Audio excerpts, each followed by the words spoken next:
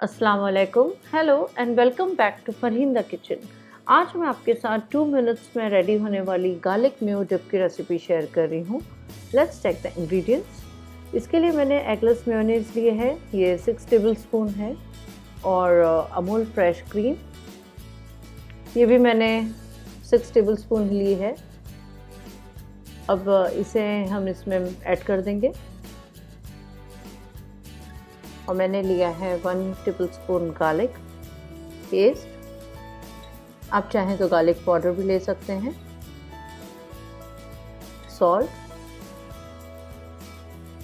And white paper. White paper मैंने half tea spoon लिया है, और सॉल्ट बहुत थोड़ा सा एज पर योर टेस्ट। इसमें बहुत ही कम सॉल्ट ऐड होगा।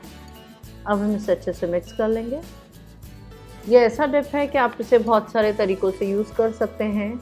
कोई भी स्टार्टर्स के साथ में सर्व कर सकते हैं, शॉर्मा में ऐड कर सकते हैं, और बस मिक्स होते ही हमारा डिप रेडी है डिश आउट के लिए।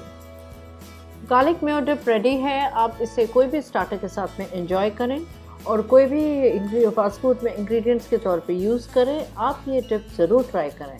अगर आपको मेरी रेसिपी अच्छी लगी है तो आप इसे लाइक करें, शेयर करें और सब्सक्राइब करें मेरे चैनल को, और बेल आइकन क्लिक करना ना भूलें ताकि आपको रेगुलर नोटिफिकेशंस मिलते रहें।